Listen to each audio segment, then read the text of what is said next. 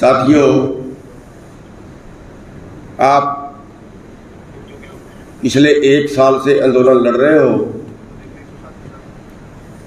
10 सितंबर को पिपली के अंदर भयंकर लाठीचार्ज हुआ था। 3 बार लाठीचार्ज हुआ था। सैकड़ों किसानों को चोटें आई थी।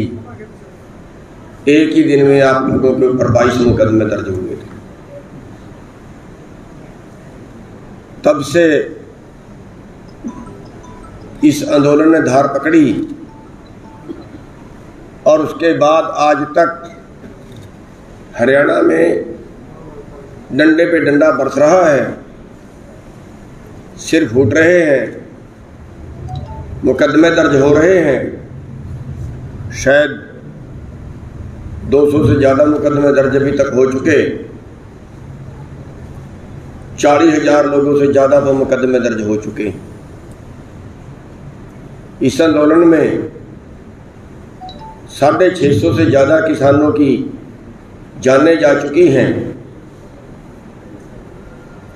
और उनमें 2 केस ऐसे हैं जो पुलिस द्वारा हत्या की गई है। एक पहले दिल्ली के अंदर और एक करनालवाला, और 10-15 केस ऐसे हैं जिन्होंने दुखी होके खुद ही अपनी जान दे दी। किसानों का दुख बर्दाश्त नहीं कर पाया। जिनमें समाज के एक बड़े संत जिन्होंने सबसे पहली शहीदी इसमें दी थी, संत राम सिंह जी, वो भी इसमें शामिल है। लेकिन इन सब कुर्बानियों के बाद अभी तक सरकार जहां थी वहीं पे खड़ी है। पीछे से आवाज आ रही है कि हमारे पत्रकार भाई थोड़ा सा साइड पे या किसी तरह से बैठ के अगर कर सकते हैं आप।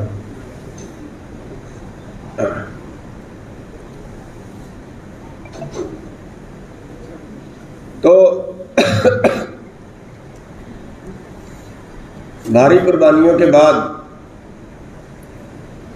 अभी तक ये आंदोलन सिरे नहीं चढ़ा है।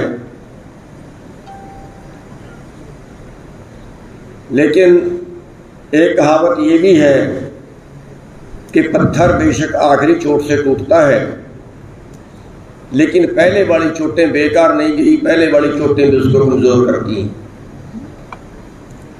इसी तरह बेशक सरकार ने हमारी बात अभी तक नहीं मानी है, लेकिन जो हालत सरकार की 1 साल पहले थी वो अब उसकी नहीं बची। आप देख रहे हैं जहां इनके नेता आते हैं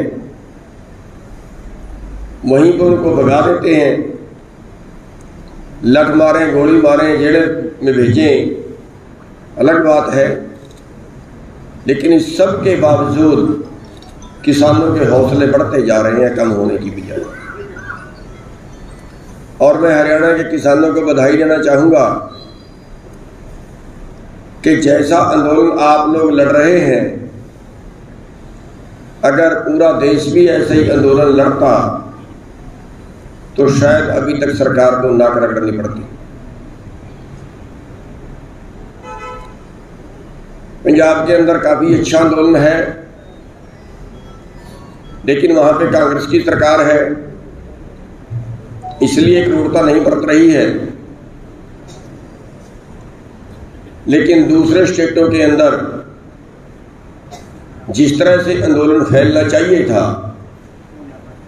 उस तरह से नहीं फैला।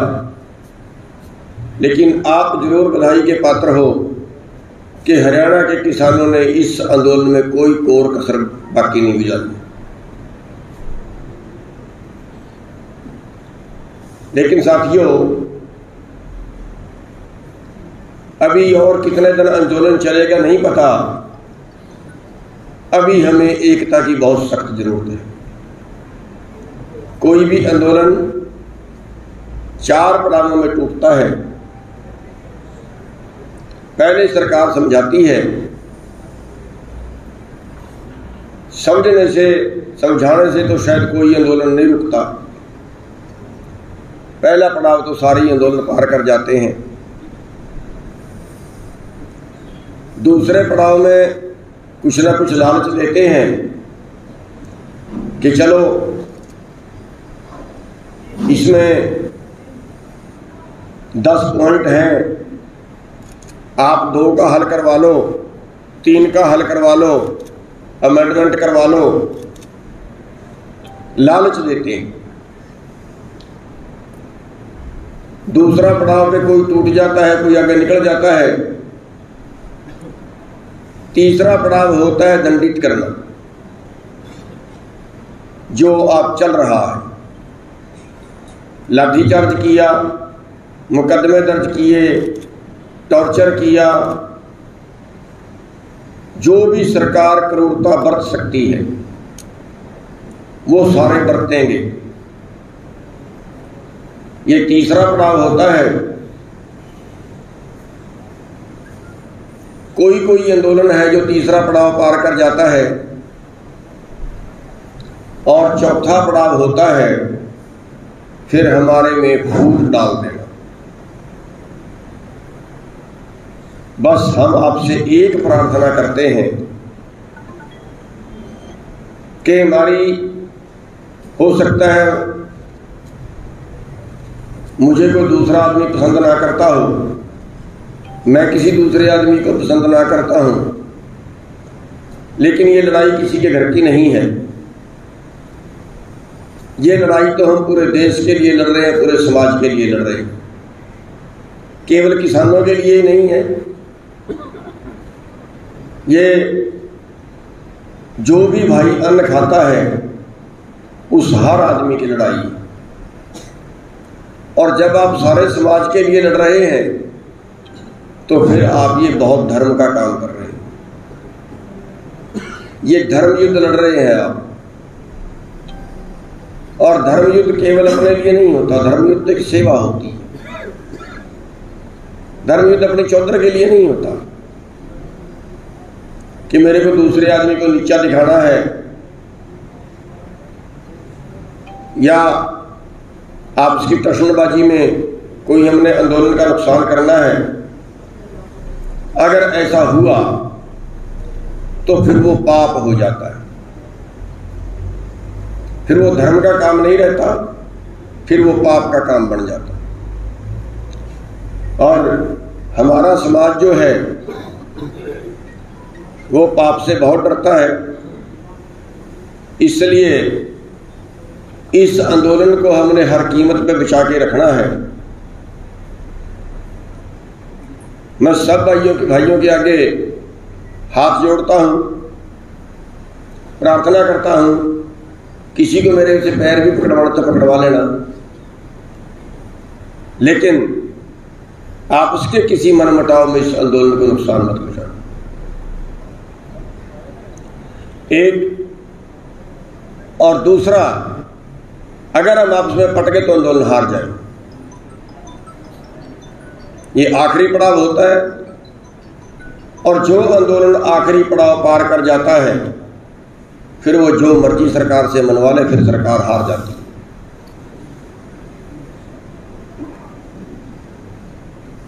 दूसरा,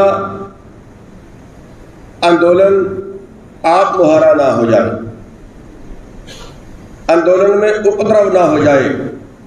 अगर आंदोलन आप मुहारा हो गया, अगर आंदोलन में उपद्रव हो गया तो भी हम आंदोलन हार जाए। आपने जाट आंदोलन का देखा है, 30 लोगों से ज्यादा की जानें गई हैं क्योंकि नेतृत्वहीन हो गया था। कोई एक दूसरे की बात मान नहीं रहा। डर के मारे नेता भी अंडरग्राउंड हो गए थे। डर के मारे पुलिस भी भाग गई थी, अधिकारी छुप गए थे। लेकिन नतीजा क्या हुआ?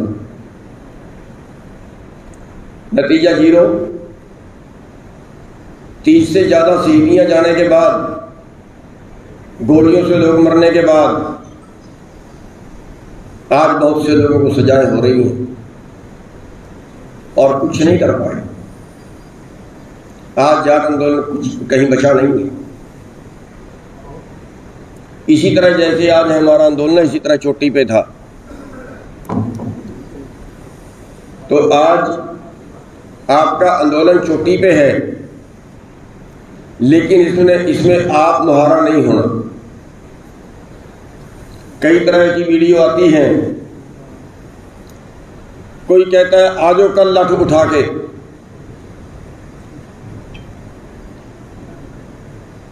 कोई भाई किसी और तरह की वीडियो डाल देता है।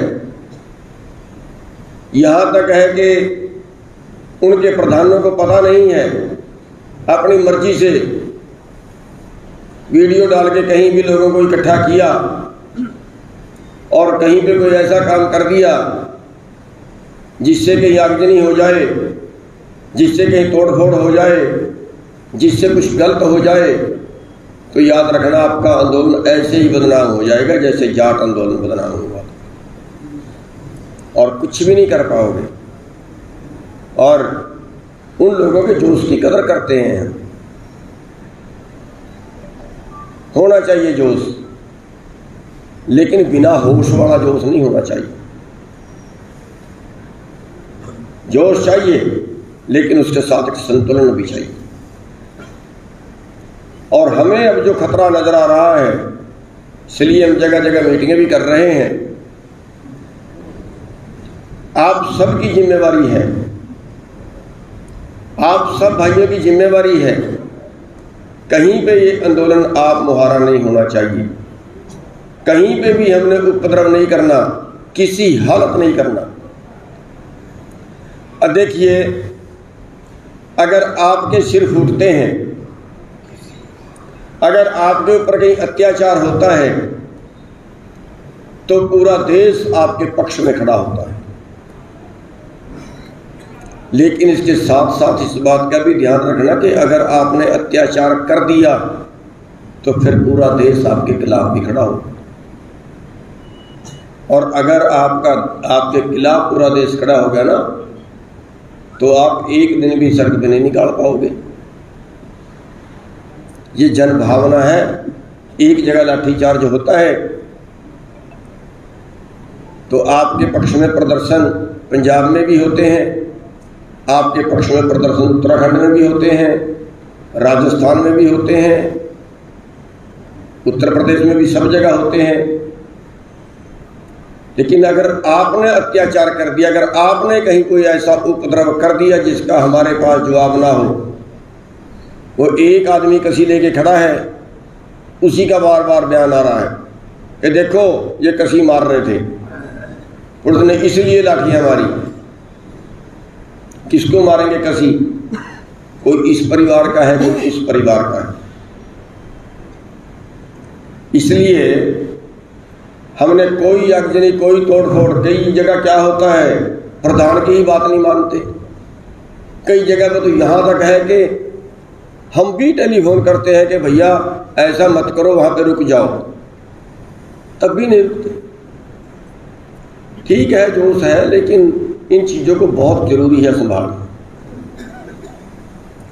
तो साथियों, ये आंदोलन लड़ना हमारी मजबूरी भी है और ये आंदोलन लड़ना हमारा धर्म भी है, क्योंकि जो कानून बने हैं वो डेथ वारंट है खेती के। पूरा जो खेती है आगे के लिए कारपोरेट करेगा, बचेगी नहीं, किसी हालत नहीं बचेगी। आप सब बेरोजगार होंगे, आपकी अगली टोटल पीढ़ी बेरोजगार होगी, टोटल पीढ़ी बेरोजगार होगी, कोई रास्ता नहीं है आपके पास। आज देखिए, कई भाई पोल्ट्री फार्म का ब्रॉयलर का काम करते थे। मेरे को एक लड़का एक हफ्ता पहले मिला, वो भी ब्रॉयलर का काम करता था, और उसने बताया कि ब्रॉयलर में 2004 में कंपनियां आई और आज केवल 17 साल के अंदर ब्रांडर का 95% कारोबार कंपनियों के हवाले हो गया। 95% कारोबार आज ब्रांडर का कंपनियों के हवाले हो गया। इसी तरह अगर खेती में एक बार ये इंटर कर गए तो फिर ये मान के चलना कि 10 साल के अंदर अंदर टोटल खेती पे कब्जा जो है वो कंपनियों का होगा और हमारे पास और कोई रोजगार है नहीं और कुछ करने के लिए है नहीं। ये अमेरिका से हमारा मुकाबला करवा रहे हैं। अमेरिका के पास तो करने के लिए बहुत कुछ है। वहां तो 3% लोग खेती करते हैं और वहां की तो खेती को भी सरकार बड़ी सपोर्ट कर रही है। वो 3% भी करना नहीं चाहते क्योंकि दूसरे काम करने ज्यादा आसान है। वहां की तो एक साल मैंने पढ़ी थी कि कपास पैदा करने वालों ने कपास पैदा करी। वहां 25,000 किसान है जो वहां कपास की खेती करता है। उन्होंने $3 अरब की कपास पैदा की और उस पर $4.7 अरब की सरकार ने सब्सिडी दी। यानी कि अगर 100 रुपए की कपास यानी कि 67% सब्सिडी सरकार ने उनको दे दी। तो वहां की खेती तो बची बिचाई है। उनके पास तो आबादी थोड़ी है, जमीन ज्यादा है। वो तो अपनी मार्केट ढूंढ रहे थे, हिंदुस्तान में मिल गई। अब ये कहते हैं कि अमेरिका के पैटर्न पे खेती करनी पड़ेगी आपको। वहां तो टोटल की टोटल मशीनी खेती है। यहाँ की जमीन भी जाएगी और जो भाई उसी जमीन के माध्यम से उसी में मजदूरी करके खाना खा रहे हैं उन सब की मजदूरी भी जाएगी। यहां भी कंपनियां खेती करेंगी। अभी कई तरीके की स्कीमें आपके पास आ गई हैं कि आप ठेके पे दे सकते हो, एग्रीमेंट कर सकते हो। शुरू में हो सकता है 2 साल आपको उसमें मुनाफा भी हो। लैंड बैंक बना दिया गया है। जिसको देश में अब स्टेट में जमीन बेचनी है सरकार को बेच लेगा। सरकार उस जमीन को एक जगह इकट्ठी कर लेगी, 5,000 एकड़ का प्लाट बनाएगी। आपने ही तो बेची। किसी ने 2 किले बेचे, किसी ने 1 किला बेचा। सरकार कह रही है हम ही खरीदेंगे अगर आपका पड़ोसी नहीं खरीदता। आपके बगल में 5,000 एकड़ का प्लाट बनाएगी, उसमें मशीनी खेती होगी तो उसके बराबर वाला 5 एकड़ वाला किसान उस 5,000 एकड़ वाले का मुकाबला नहीं करेगा। अभी आप अमेरिका की खेती से मुकाबला कर रहे हो, फिर आप अपना पड़ोसी कंपनी की खेती से मुकाबला करो और कोई चारा नहीं होगा। मजबूरी होगी, आप बेबस होंगे, खेती छोड़ने को बेबस होंगे, जमीन बेचने को बेबस होंगे। कोई चारा आपके पास बाकी नहीं होगा अगर ये आंदोलन हार गए तो। इसलिए किसी भी कीमत पर कितनी भी कुर्बानियां देके, कितनी भी इसमें डंडे सोटे खा के, हमें हर हाल ये आंदोलन जीतना। हमारे भाई विक्रम जी बोल रहे थे और भी बहुत से बोलते हैं कि हमें कोई सख्त स्टैंड लेना चाहिए। बिल्कुल लेना चाहिए। मैं भी इसी पक्ष में हूं। हमारे से भी देखे नहीं जाते लोगों के सिर फूटते। लेकिन फिर आखिरी बात वही होती है कि सब ने मिलकर चलना है। अगर हमारी एकता टूट गई तो हम हार जाएंगे। और ये सोच के कई बार ना चाहते हुए भी चुप होना पड़ता है। लेकिन फिर भी हम हरियाणा की तरफ से 3 तारीख को संयुक्त मोर्चे के सामने हरियाणा की तरफ से एक प्रस्ताव रख रहे हैं। पूरे हरियाणा की तरफ से सभी छोटे बड़े संगठन जो हैं वो इकट्ठे होकर संयुक्त मोर्चे पे एक प्रस्ताव रख रहे हैं कि हरियाणा का किसान का सब्र टूट रहा है, इसलिए कोई ऐसा फैसला लें जिससे सरकार मानने को मजबूर हो, फिर या तो हमें वो मार ही दें और या हमारी बात मान लें। 3 तारीख को उनके सामने हम अपनी बात रख रहे हैं और उसके बाद हरियाणा के सभी संगठनों से फिर राय करेंगे। इसलिए हमारी बेनती है कि हमें थोड़ा सा अपने नेतृत्व पर विश्वास रख के ही काम चलेगा। आप में जोश है, उसका सब सल्यूट करते हैं, हरियाणा के जोश को।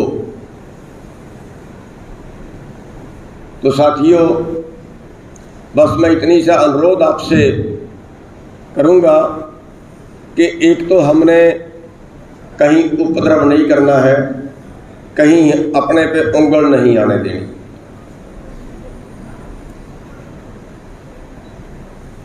दूसरा, हमने आपस में कोई मनमुटाव हमारा हो, किसी बात से हो, लेकिन हमने वो या तो आपस में ही निपटाना है या दूसरे को मान लेना, भैया तू बड़े बाबे का है, मैं छोटे बाबे का बन जाता हूं। लेकिन आंदोलन खराब नहीं होना चाहिए, उपद्रव नहीं होना चाहिए, आपस की फूट नजर नहीं आनी चाहिए और इस आंदोलन में किसी तरह की बदनामी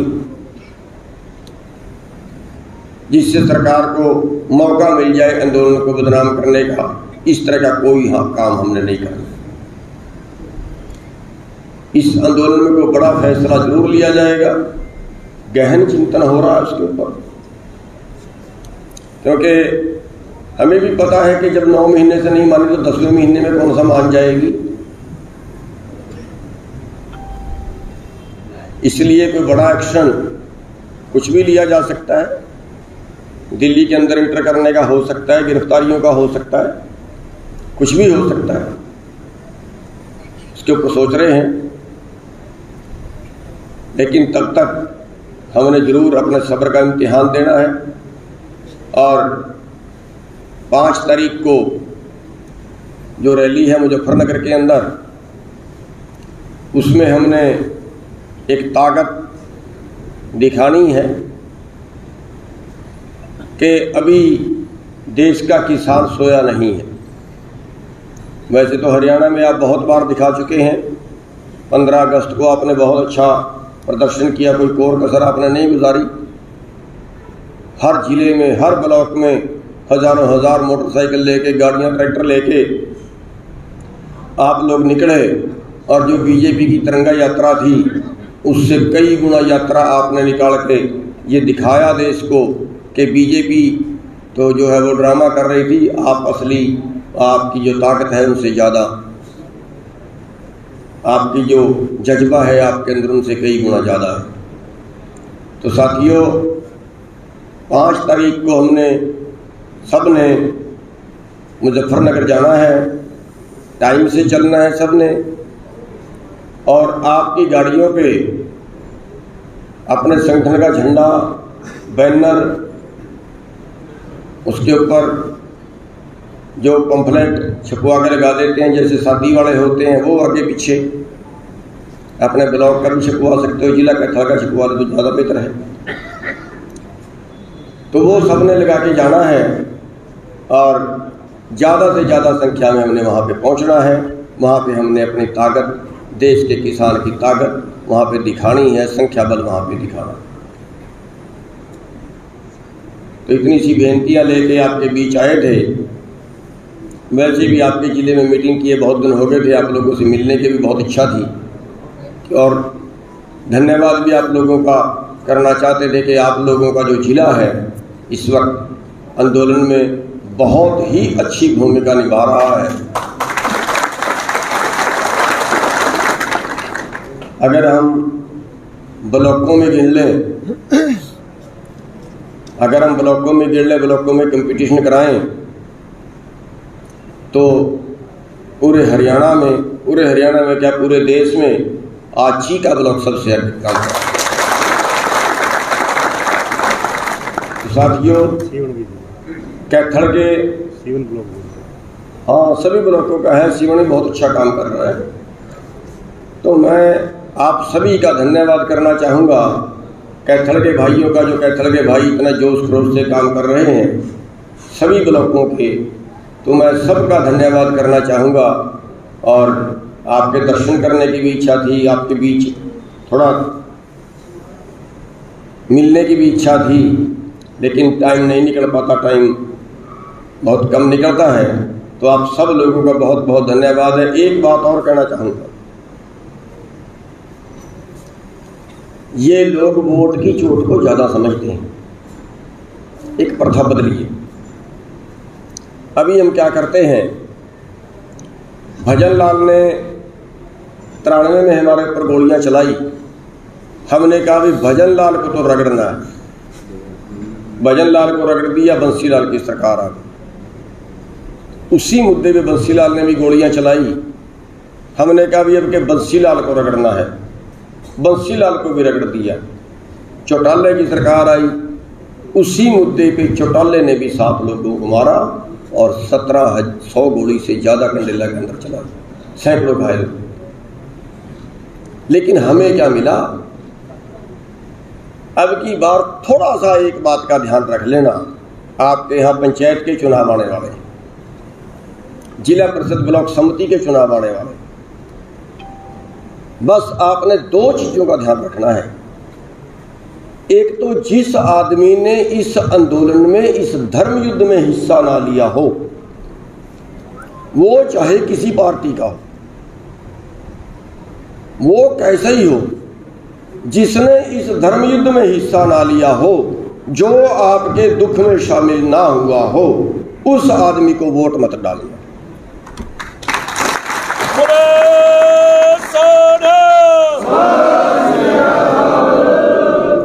दूसरा इतना का ध्यान रखना कि जो सबसे बड़ा आंदोलनकारी हो, जो सबसे ज्यादा काम कर रहा हो, उसकी तरफ ध्यान रखना।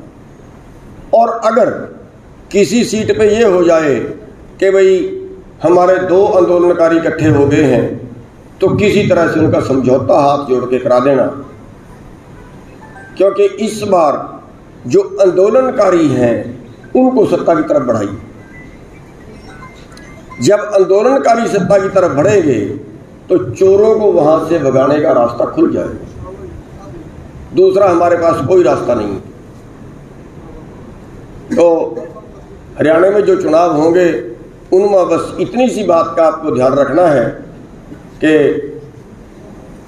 कम से कम इतना तो जरूर रखना है कि जिसने आंदोलन में साथ नहीं दिया उसका तो बहिष्कार पक्का होना चाहिए, उसको तो वोट नहीं डालना। बाकियों पे आप अपनी अपनी सीट के हिसाब से जैसा कहीं स्थितियाँ होंगे ऐसा कर सकते हैं। तो साथियों, आपने इतनी संख्या में आए हमारी बात सुनने के लिए, आपका बहुत बहुत धन्यवाद है। आप इतने दिन से आंदोलन में काम कर रहे हो, आपका बहुत बहुत धन्यवाद। और आपकी पूरी टीम, पूरी कमेटी आपकी, चाहे वो युवा की कमेटी है, चाहे वो दूसरी कमेटी है, भाई होशियार सिंह जी है, बहुत अच्छा काम इन्होंने कैथल जिले के अंदर किया है। और आज कैथल जिले का जो आंदोलन है वो हरियाणा के अंदर धूम मचा रहा है। आप सभी का बहुत बहुत धन्यवाद। 7